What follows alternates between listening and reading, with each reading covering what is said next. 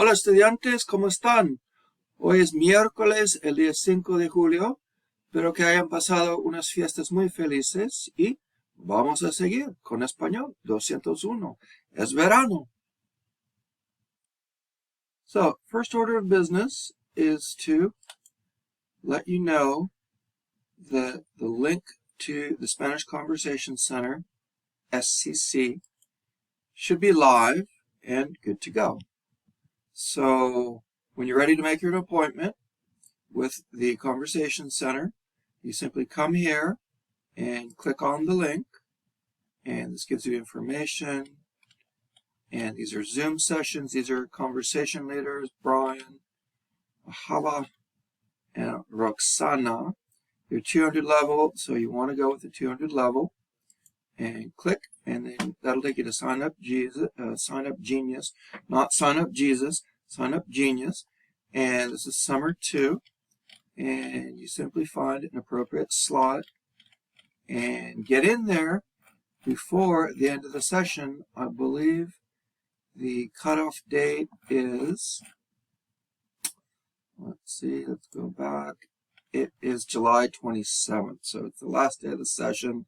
So after you've completed your visit, you simply do a little quick summary, what you learned, what you experienced. Was it good? Was it bad? It's got to be in Spanish. 5-6 sentences. Who is the TA? And go ahead and upload that to Canvas for full points. We have another big assignment, which is due tonight, July 5th by midnight. And this is your introductory video. So you should have uploaded your video already by Monday, the 3rd, a couple of days ago. If you still haven't done it, you still have time to do it. The hard deadline is tonight. So there are two components. It's the video and then also the comments. So go through the videos, choose a couple of your favorite videos, and write a message to 2 of your colleagues. Be supportive. It's got to be in Spanish. Something. Oh, me gusta cuando Sofía baila con su perro. Something like that. ¿Eres tú de Charlotte? Yo también. ¿Conoces a papá, papá? So reach out to 2 of your colleagues, and I see that some people have already done that. We've got videos, we've got comments, so it's looking pretty good. So still time to do this. This is a big assignment, so please be aware that this is due tonight by midnight. So here we are on VHL. This is our calendar. Today is the 5th, and we see the homework assignments. We see that we're in the middle of Lección 2, and that you've got a chapter test coming up on Saturday. It says 30 minutes, but rest assured you've got 60 minutes to do that. So in this chapter, we're concentrating on las diversiones, cómo pasamos los fines de semana, qué hacemos en los tiempos libres, los ratos libres, etc. Entonces han estado estudiando Grammar 2.1 Object Pronouns. Right? So again, it's always a good idea to start with the tutorial, then look at the presentation. Before tackling the activities, you may want to go to studyspanish.com for some auxiliary practice. Structure 2.2, same story with Gustar. This was due today. So again, it's always a good idea to start with the video, then look at the presentation, and then if you want, you can go out to studyspanish.com. Not a bad idea. So when you're ready to test yourself, you can go to Atando Cabos. And Atando Cabos, prueba de práctica, is just a self-check. It's just a practice quiz that you can take to make sure that you're in good shape to take the real test, which is going to be due on Saturday by midnight. So this will let you know in which areas you need to concentrate a little bit more. And you only got one shot at this. So for all the other activities, you know that you have multiple chances.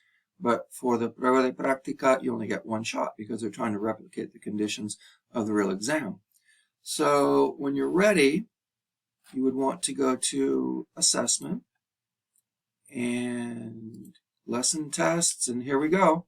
So this is due Saturday, the 8th, by midnight, and you've got an hour to do it, and just orient ourselves. So this is what you can expect. So first, as always, vocabulario. Completa las oraciones con la palabra correcta. So they give you a drop down, and you need to make sure that whatever you choose has to tick off the box of form. It has to match the syntax that they've booted up for you as far as gender and number. And it also has to tick off the box of meaning. It has to make sense. So, de todos los juegos de mesa, mi favorito es el. Notice how mi favorito, whatever they're talking about, it's masculine as well as singular. So that can help you eliminate several of these choices, right? And they're also talking about juego de mesa. So there's only one possibility, and it's going to be ajedrez. It's masculine, it's singular, and it's a juego de mesa. It's the only one that ticks off all the boxes. So that's the one that you would want. Dos, definiciones. Indica qué palabra corresponde a cada definición. Definitions. And parte del televisor donde aparece la imagen. So more vocabulary, and they give you a drop down. So there's only one possibility, the part of the TV that corresponds to the image. Well, we call that a pantalla, right? So be careful. 3, completar. Completa las oraciones con los verbos de la lista. Usa cada verbo una sola vez. So you're using all of these verbs just one time. A 2 minutos de terminar el partido, nuestro mejor jugador pudo el gol de la victoria. So there's only one that makes sense. So something about scoring a goal. Our best player was able to score a goal, the victory goal. So how do you say score a goal? There's only one possibility. It would be anotar. Anotar el gol de la victoria. ¿Qué te parece quedarnos hoy en casa y? Okay. Something about seeing a film. There's only one possibility, and it would be alquilar una película. So, excuse me, it doesn't look like you have to make any changes.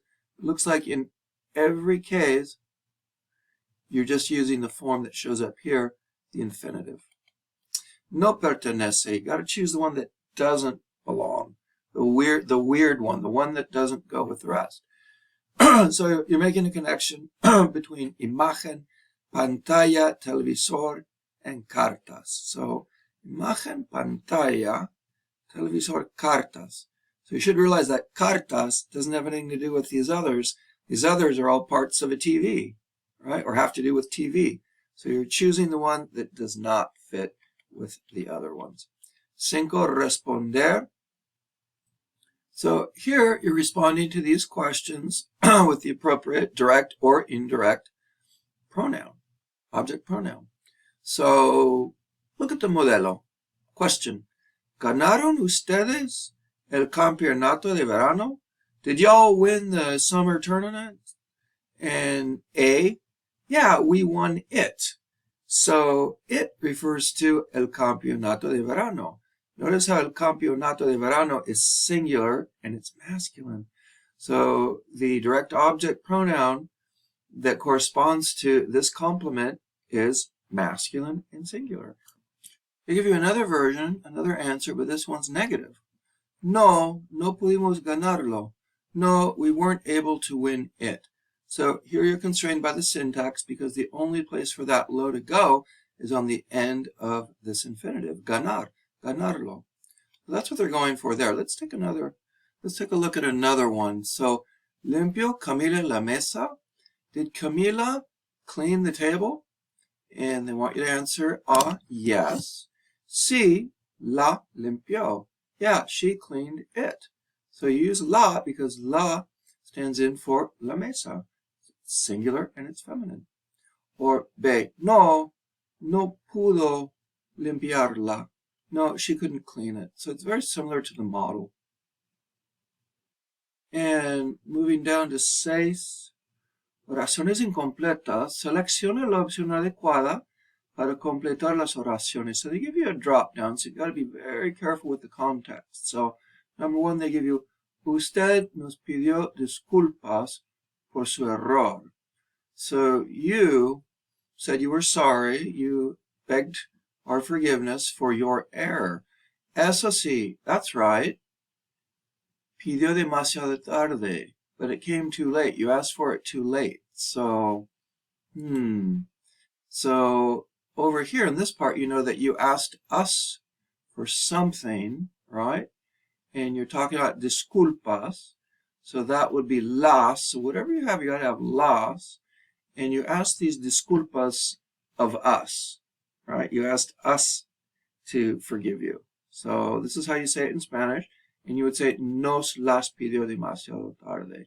So you asked us, there's your nos, asked to us, disculpas, right?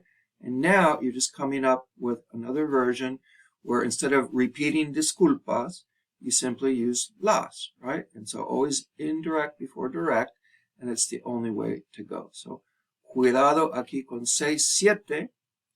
Completa las oraciones con los verbos de la lista en presente. Usa cada verbo una sola vez. So you're using one verb each time, so you don't repeat the verbs. And, excuse me, it looks like you've got to conjugate these in the present tense. So, usted dice que desde ayer lee la espalda y el cuello. So it's like a doctor talking. It's like, well, you're telling me that since yesterday, both your back and your neck have been something to you. Well, if you go through the list, I would say there are two possibilities. You could say doler or molestar, right? Your back and your neck have been paining you, been giving you pain, been hurting you, or molestar, bothering you. So there are two ways to go, but you've got to conjugate it. So, usted dice que desde ayer le duelen la espalda y el cuello. So that would work. Or you could say, usted dice que desde ayer le molestan la espalda y el cuello. So it has to be plural because espalda is one thing and cuello is another thing. So two things that are either bothering you or that are causing you pain. So these obviously are verbs that work like gustar. Right?